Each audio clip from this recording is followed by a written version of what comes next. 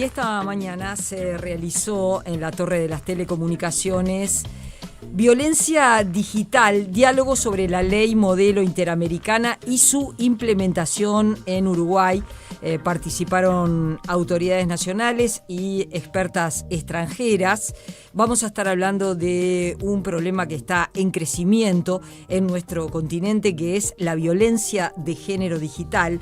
Por eso es un gusto y empecemos por Luz Patricia Mejía, que es secretaria técnica del mecanismo de seguimiento de la Convención de Belén do Pará de la Organización de Estados Americanos. Ya les vamos a estar dando detalles. También la doctora Alicia Deus, representante de Uruguay en el Comité de Expertas en Violencia de Género. Ha dicho últimamente Alicia en distintas entrevistas, las cifras muestran que lo que se está haciendo no es suficiente, y a la directora de InMujeres, Instituto Nacional de las Mujeres, la doctora Mónica Xavier. Así que bueno, somos muchos en el estudio. Mónica, Alicia, Luz, bienvenidas, un gusto recibirlas. Muchas gracias. Bueno, Mónica, de pronto empezamos contigo. Ya estamos por ingresar a marzo y este es un tema que empieza a crecer en nuestro continente. No es nuevo, pero que empieza a crecer, que es la violencia de género digital, es decir, no es la analógica, es la de la virtualidad. Es una violencia estructural, como es la violencia de género, de una desigualdad persistente, además como brecha significativa en nuestro país, que se desarrolla y se potencia en el ámbito digital, ¿no? O sea, tiene las mismas causas estructurales, pero tiene un escenario de multiplicación y de rapidez, como es todo lo digital, que realmente está motivando, como ustedes periodistas también lo han visto, a mucha gente de las más diversas disciplinas a preocuparse por este tema, porque todo lo bueno que tiene nadie lo niega, pero las repercusiones negativas son sumamente dañinas. Y en particular mujeres, niñas y adolescentes sufren esa violencia. Entonces, que el continente, que es un continente herido de desigualdades, también de la desigualdad de género, tenga esta convención Belén do Pará para prevenir, sancionar y erradicar todas las formas de violencia, que tengamos un mecanismo de seguimiento y que, bueno, tengamos a Luz Patricia en la Secretaría Técnica, que no es la primera vez que viene a Uruguay, que no es la primera vez que viene a este programa, y que ha estado en todo este proceso de concreción, que es interesantísimo, de esta ley modelo, y Alicia Deus, que en este periodo ha sido designada como la experta de Uruguay para integrar el mecanismo de expertas. Entonces, estamos los estados y están un grupo de expertas y la Secretaría Técnica de Luz Patricia, y este producto Uruguay lo está presentando después de su aprobación a mitad de diciembre,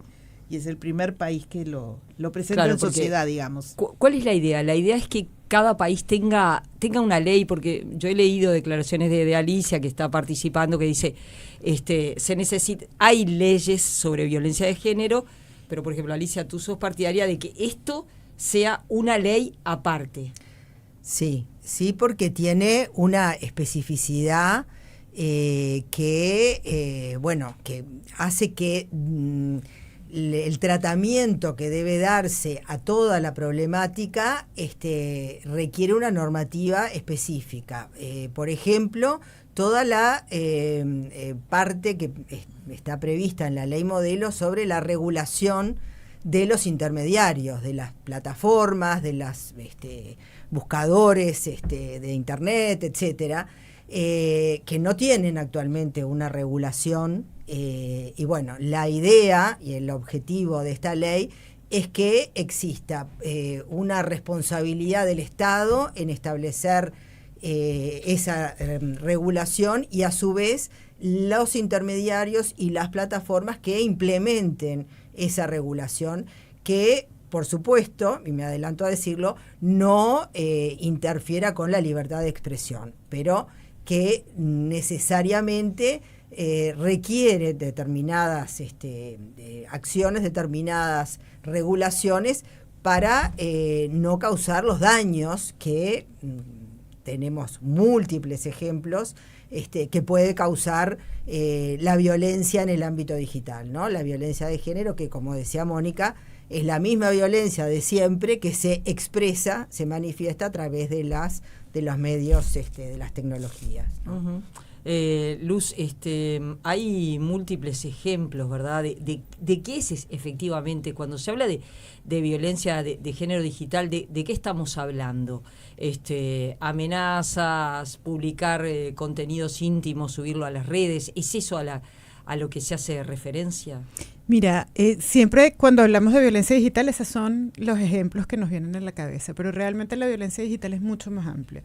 Tiene que ver con todo lo que es la integridad sexual de las mujeres y las niñas, porque la captación de temas de trata, el ciberabuso, el ciberacoso, el grooming, por supuesto son características propias que afectan la individualidad y la integridad sexual de las mujeres y las niñas, pero tenemos todo otro grupo de delitos que están de alguna manera representados en otras leyes, pero que no tienen perspectiva de género.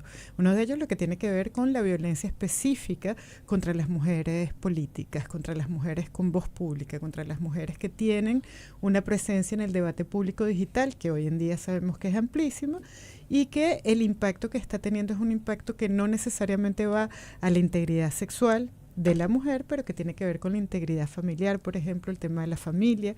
Las mujeres políticas son atacadas contra sus hijos, contra sus hijas, son amenazadas, son, digamos, mecanismos específicos para lograr el silenciamiento de las mujeres políticas o las mujeres con voz pública. Luego está todo el tema de la integridad de data e información, donde vivo, información íntima e información personal, donde vivo, dónde estoy, cuáles son mis cuentas, a dónde me movilizo, el uso de dispositivos de geolocalización. Hoy poníamos ejemplos con Alicia lo comentaba esta mañana. Digamos, hay todo un mundo digital que va mucho más allá de la violencia que se ejerce con la transmisión de la imagen íntima. Y precisamente por eso, cuando hablamos de la violencia, que siempre hablamos de la violencia como un mundo complejo, cuando hablamos de la complejidad que trae la violencia digital, incorpora no solo la mirada de los delitos específicos contra mujeres, sino con una cantidad de daños que pueden ocurrir con el uso de información de las mujeres, ¿no? O de las niñas también, porque cuando hablamos de mujeres también incorporamos, por supuesto, a las niñas y a las adolescentes que están siendo en este momento, por ejemplo, el honor de su imagen, ¿no? O sea, todo el uso que se está haciendo con las imágenes de niñas y adolescentes con inteligencia artificial, por ejemplo. Digamos, tenemos un mundo que va mucho más allá de la amenaza o que va mucho más allá de la transmisión de imágenes consentidas. Tiene que ver con cómo habitar el mundo digital en libertad y libre de violencia. Y eso pues nos pone, digamos, en múltiples dimensiones más allá de lo que ya esta región, que fue la pionera, empezó a hacer, que fue la sanción de la transmisión de imágenes no consentidas. Ahora, en esto de la violencia de género digital, muchas veces muchos ataques se dan desde el anonimato, ¿no? Desde cuentas que no sabemos quién está detrás. ¿Cuánto condiciona eso, todo esto que estamos hablando, por ejemplo? Bueno, absolutamente lo condiciona si no hay reglas claras desde justamente los intermediarios. Las personas se enfrentan muchas veces a determinadas situaciones de violencia en el ámbito digital y no saben ni a dónde ir a reclamar, ni a dónde denunciar, ni a quién denunciar. No hay, las plataformas no tienen domicilio. Hoy se hablaba mucho de que tienen como mucha resistencia a establecer un domicilio, un correo electrónico donde puedan ser notificadas cuando hay algún reclamo o alguna situación. Entonces, bueno, la ley interamericana en ese sentido busca que los intermediarios, las plataformas, tengan una representación, tengan un punto de contacto, tengan un domicilio donde la persona pueda reclamar y pueda tener una respuesta. Ese es uno de los aspectos, ¿no? Por ejemplo, porque esto que tú decís es una realidad. Las personas se enfrentan a una difamación o lo que sea en el medio digital y muchas veces eso está en el anonimato y es imposible si no hay una colaboración de la plataforma, porque está la responsabilidad del intermediario de la plataforma en la difusión y está también la responsabilidad de los que participan en esa plataforma y realizan alguna actividad, declaración, acción violenta, ¿no? Son las dos cuestiones. ¿Y Uruguay está en condiciones de legislar? ¿Hay consensos políticos, sociales para tener una ley que ataque esta violencia digital? Bueno, este es el lanzamiento de ese reclamo Ajá. desde la ley modelo que hoy se presentaba, ¿no? Se presentó, mejor dicho. Entonces, veremos, lo decíamos al inicio, tratamos de ser lo más inclusivos posibles en la convocatoria, pero seguramente no tengamos la totalidad de todas aquellas personas, organizaciones que tienen que ver con esta temática. Pero venimos ahora de la reunión del Consejo Nacional de Género. El Consejo Nacional de Género está creado por la Ley de Igualdad de Oportunidades y Derechos, y ese consejo nuclea a más de 30 organizaciones del Estado uruguayo. Todo el gabinete, el Poder Judicial, la Fiscalía, la OPP, la Universidad de la República, las cámaras empresariales, la Central de Trabajadores, 5 organizaciones sociales de mujeres de diferente tipo que tienen que estar definidas, ya están definidas en la ley. En fin, hay un conjunto de institucionalidad y sociedad civil que puede hacer un seguimiento, un estudio, propuestas sobre qué podemos ir haciendo para adaptar este marco legal. Lo primero que se necesita es voluntad política. Lo segundo es comprender y hacerse cargo de la complejidad de esto. Este tema no lo arreglamos legislando un pedacito de cada cosa. Por eso, por ejemplo, nosotros no queremos abrir la ley integral de violencia, porque ya en el artículo 92 ya se nombra esta forma de violencia.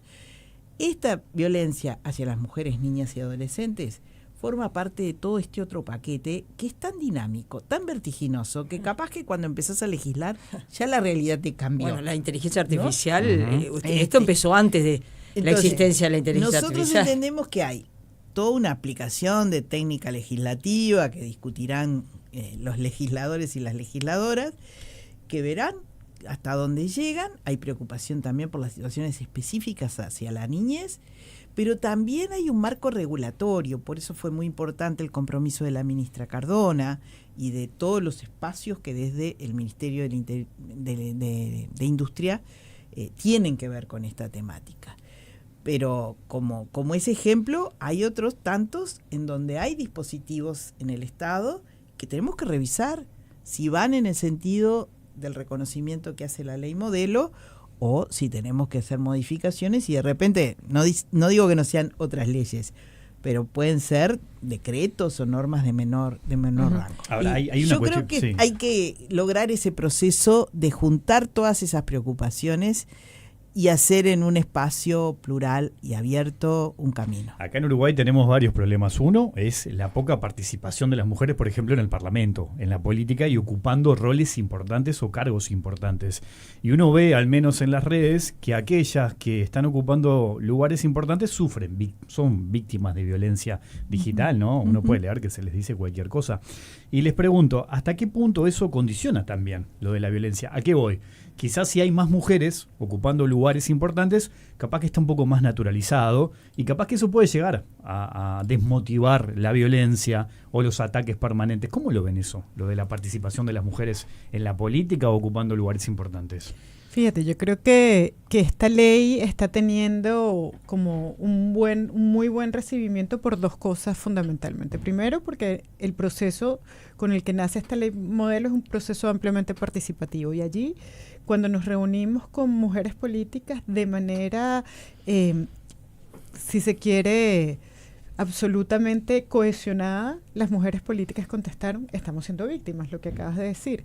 Y entonces hay un movimiento que va mucho más allá de Uruguay. Hay un reclamo social de parte de las mujeres políticas de que están convencidas de que hay que legislar y regular. Y de nuevo, no es solo penalizar el acto, es generar todo un proceso en cascada que va desde los procesos de formación, de alfabetización digital, de conocimiento de los temas de violencia, de incorporación de jueces, fiscales, tribunales electorales, tribunales administrativos, digamos, toda una red de comprensión del fenómeno que permita.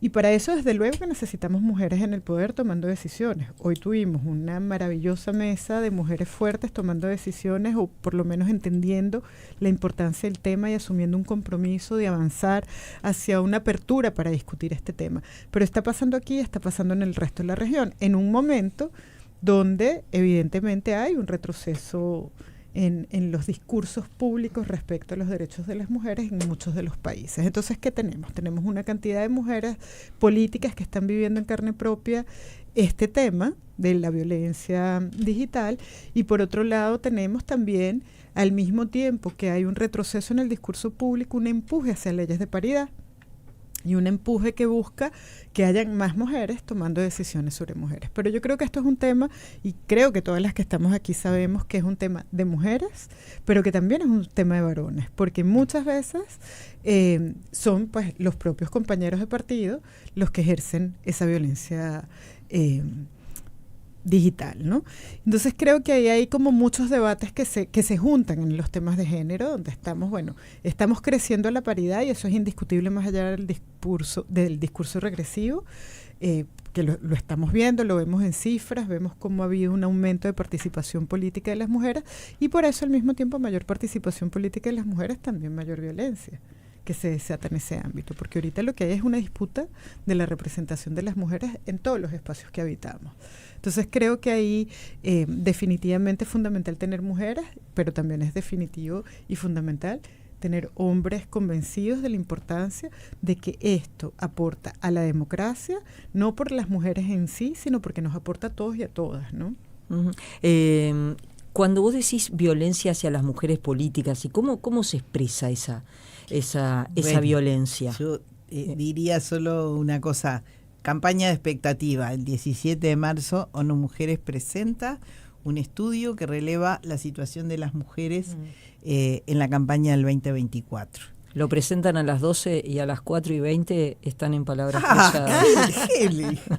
Tremenda campaña expectativa. Terrible. Entonces, ¿quién le puede ganar? Las cifras en otros países, como en Colombia, son de un 78% de mujeres que sufrieron violencia en las campañas políticas, y según se anunció, Uruguay está un poquito peor todavía. Entonces, es muy importante, pero yo quisiera que no se centre solo en las mujeres que hacen política, por más importante que sea. Soy una mujer política, confío en cómo se puede trabajar para la transformación desde la política, pero a mí me parece que en esto hay que verlo, que nos incluye a todas y a todos.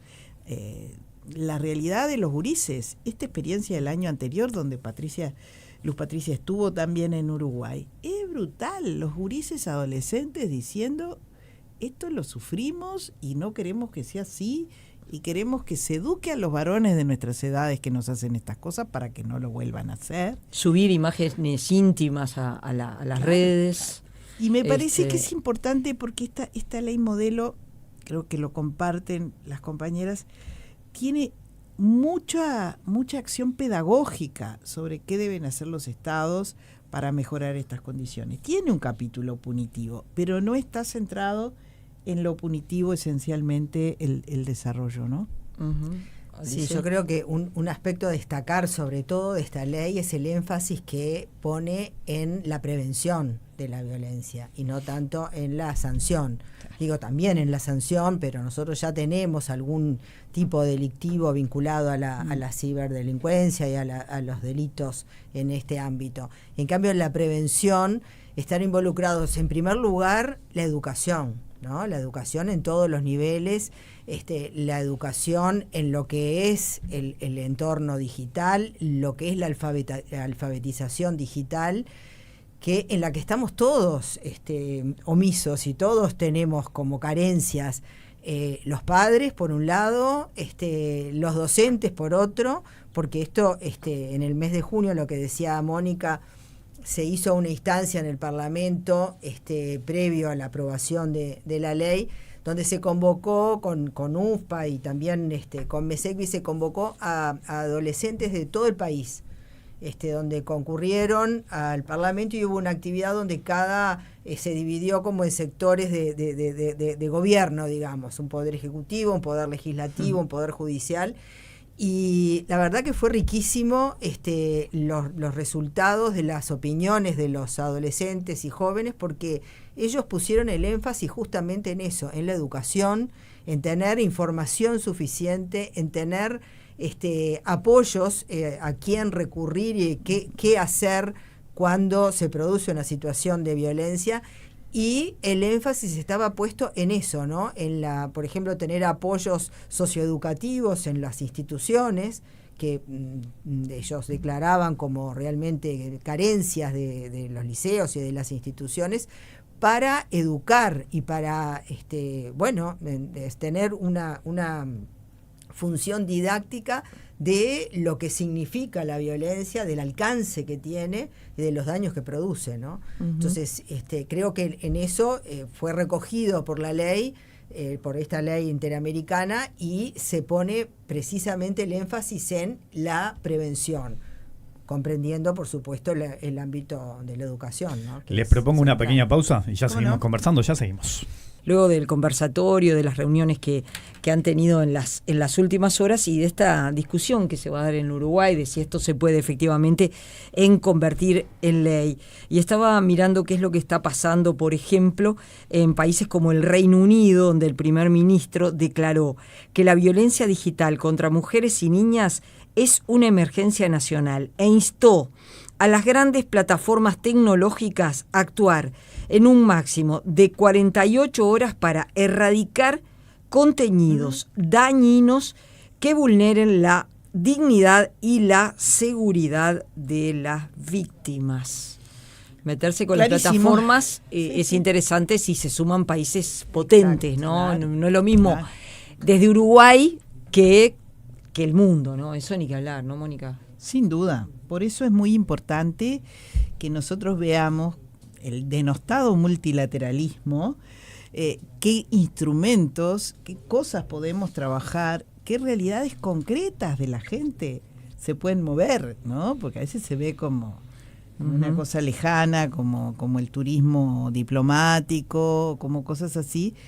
Y esto es un trabajo que los estados, hoy los mayores desafíos no se solucionan en el límite jurídico político de los estados.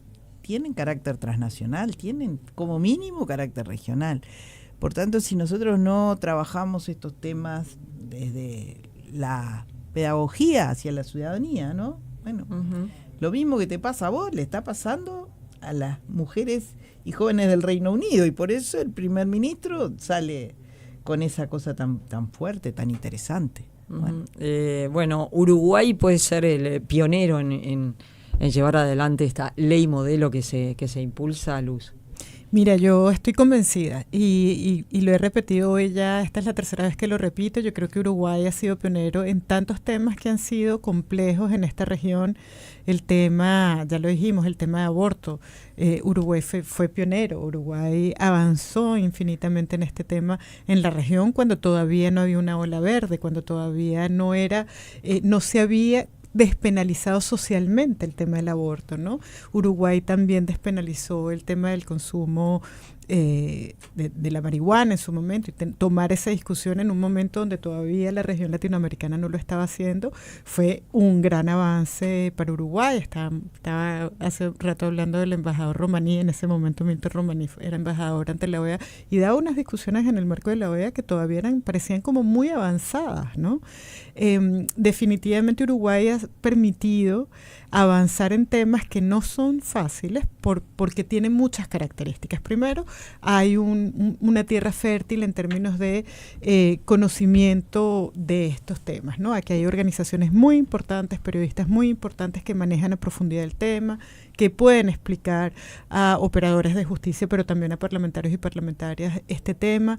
Hay un compromiso político. Hoy veíamos a 4 mujeres profundamente poderosas en un país, desde la vicecanciller, la vicepresidenta, la ministra de Comercio, el liderazgo de Mónica, digamos, estamos hablando de mujeres que están en cargos de decisión con poder real y que están articuladas y que creen y coinciden en entender que esta es una necesidad. ¿Cuál es la necesidad?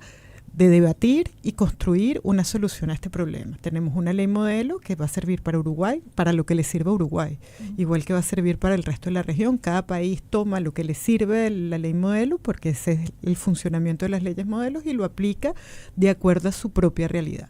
Desde luego que si un país chiquito, con el poder que tienen los intermediarios y las intermediarias de Internet, las empresas, digamos, tienen un poder enorme. Entonces ya lo decía Mónica, ya lo decíamos también esta mañana, la necesidad, pero el hecho de que Uruguay tenga un espacio en el Mercosur, acá va a haber un acuerdo grande con la Unión Europea para trabajar temas allí multilaterales, subregionales. Igual estamos trabajando en el CARICOM, igual queremos trabajar a nivel de la OEA a todos los países, porque la realidad, como se acaba de decir acá, es que todas de alguna manera estamos sufriendo lo mismo. Todas sabemos que si utilizamos mucho las redes, estamos sujetas a que comenten y nos agredan a través de las redes, pero de nuevo, no es solo las redes sociales, estamos hablando de los juegos, por ejemplo, los videojuegos, el tema de Roblox, que es uno de los juegos que juegan hoy casi que todos los chicos y chicas que tienen cierta edad, desde los chicos muy chiquitos hasta la adolescencia, es el principal captador para grooming o para temas de trata y tráfico. Es un problema. Entonces no es solo las redes sociales, no es solo donde es también los buscadores, cómo los buscadores maximizan cierta y determinada información. Es también, digamos, es un mundo técnicamente muy amplio el que estamos hablando, y por eso la necesidad de conocimiento. Y ese conocimiento está aquí en Uruguay. Aquí hay ese conocimiento. Aquí se puede explicar cómo funciona, cómo estuvimos trabajando mucho para esta ley con Observacom también, que aportaron muchísimos elementos para el capítulo 3, que es el capítulo de la regulación, y con muchísimos periodistas que defienden la libertad de expresión, pero entienden que la regulación hoy es una necesidad. Hoy ya no es un debate filosófico sobre los límites de la libertad de expresión, sino hoy es una necesidad, porque tenemos que regular este ámbito en el que vivimos ahora, que tiene impactos tan importantes como la vida que conocíamos antes de que apareciera Internet de una manera tan abrupta, ¿no? Entonces, sí, o sea, la respuesta a tu pregunta, sí creemos que Uruguay pueda ser la vanguardia de este tema, y creemos que hay mucha tierra fértil. ¿Qué es un tema sencillo? No es un tema sencillo, por supuesto necesita acuerdos. Nosotros planteamos un camino, unos pasos a seguir. ¿Cuáles pasos? Bueno, un proceso, queremos esta ley a quienes necesitamos en estas mesas para hablar, y entonces ahí necesitamos a las plataformas, desde luego, a las representaciones de estas grandes empresas, necesitamos expertos y expertas en el tema de cómo funciona en Internet, necesitamos a la academia, necesitamos a las mujeres, necesitamos también a los periodistas y las periodistas que defienden el tema de la libertad de expresión, a los estudiosos de libertad de expresión, porque desde luego que reconocemos los beneficios de Internet, desde luego que reconocemos los beneficios, pero queremos garantizar también que haya ciertas protecciones también para aquellas personas que utilizamos Internet. Y tú lo decías, bueno, el anonimato desde luego es un problema, pero también es un beneficio, porque para muchas de las organizaciones de mujeres el anonimato es fundamental para poder hacer el trabajo que se hace. Para muchas de las organizaciones, para muchas de las personas con voz pública en el ámbito de la política, el anonimato es fundamental. Pero realmente la mayoría del anonimato es anónimo para quien lo lee, pero no para la plataforma. Claro que no. Claro. Entonces ese anonimato, por eso el tema ahí es la regulación. Por eso el tema ahí es la transparencia de los algoritmos, por eso el tema ahí es la transparencia del funcionamiento de los servidores de Internet. Eso es lo que busca la ley, que haya transparencia y que haya regulación una vez que sepamos ese funcionamiento. Y que las mujeres y las niñas sepan a dónde acudir, que el sistema funcione con la misma rapidez que afecta, con la misma rapidez para que haya una solución. Porque no podemos esperar a tener que buscar un abogado que sepa sobre el tema para que vaya y me represente en un tribunal especializado de violencia, para que ya me convoquen a Meta, que no sabemos ni siquiera cómo convocarlo, para que vengan y me bajen la imagen. Y mientras tanto sigue pasando el tiempo, ¿no? Y tu imagen sigue estando ahí, ¿no? Digo, decir, la imagen, la dirección de mi casa, la dirección de donde estudian mis hijos y mis hijas, etcétera, etcétera, etcétera, ¿no? que son muchas de las manifestaciones. Habrá mucho para trabajar mucha tela en para adelante, cortar. ¿no? Hay que Pero redactar. es que, digo, hay una realidad, y es que hoy los jóvenes, los niños, los adolescentes se socializan fundamentalmente en el entorno digital, mucho más que nosotros están en ese mundo, en ese universo. Entonces, es fundamental que esa socialización tenga determinados resguardos para que no causen daños irreparables, ¿no? En muchos casos. Les agradecemos mucho a las tres la visita y esta charla. Muchas Un gusto. gracias. Hasta la próxima.